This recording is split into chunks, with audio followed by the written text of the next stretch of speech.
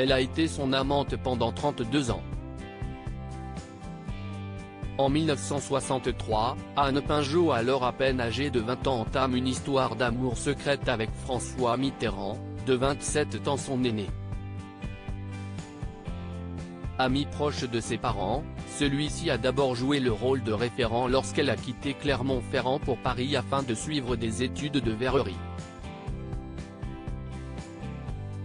La jeune femme est ensuite rapidement tombée sous le charme du leader socialiste, sorte de Pygmalion, dont elle a accepté de vivre dans l'ombre, alors que lui n'envisageait à aucun moment de quitter sa femme Danielle, avec qui il avait eu 2 enfants, Jean-Christophe et Gilbert. Très attaché à Anne Pinjot, l'ancien chef d'État a fait tout ce qui était en son possible pour la tirer vers le haut. Il l'a encouragée dans sa passion pour l'art en la poussant à entreprendre des études pour devenir conservatrice de musée. Très vite, Anne Pinjot est devenue une référence dans l'histoire de l'art, œuvrant notamment pour le musée d'Orsay.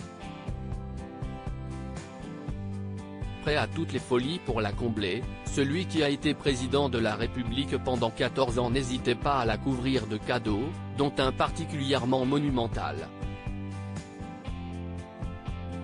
D'après Le Monde, la pyramide du Louvre, inaugurée dans la cour Napoléon en 1988 dans le cadre de la réfection du musée du Louvre, ne serait autre qu'un cadeau de François Mitterrand pour sa maîtresse.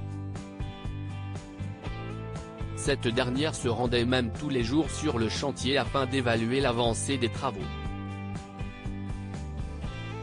Supérieur à François Mitterrand, retour sur les femmes de sa vie et la seule exigence d'Anne Pinjot envers François Mitterrand. Si Anne Pinjot savait pertinemment qu'elle n'était pas la seule maîtresse de l'homme d'État, elle n'a connu aucun autre homme dans sa vie et n'exigeait rien de la part de François Mitterrand, ni le divorce ni la fidélité. Admirer la personne qu'on aime, c'est un immense bonheur. 32 ans de vie intense, de bonheur. Et de malheur. Parce que c'était dur. Expliquait celle qui célèbre ses 80 ans ce 13 mai 2023 au journaliste Philippe Short, dans le livre François Mitterrand, portrait d'un ambigu. Sa seule exigence aura été de devenir maman. Un souhait exaucé, lorsqu'est née dans le plus grand secret Mazarine Pinjot, dans une clinique privée d'Avignon le 18 décembre 1974 en présence du chef de l'État.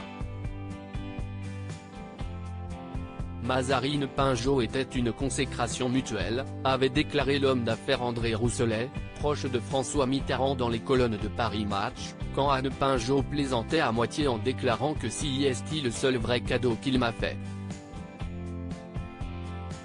Article écrit en collaboration avec 6 Médias Crédit Photo, agence.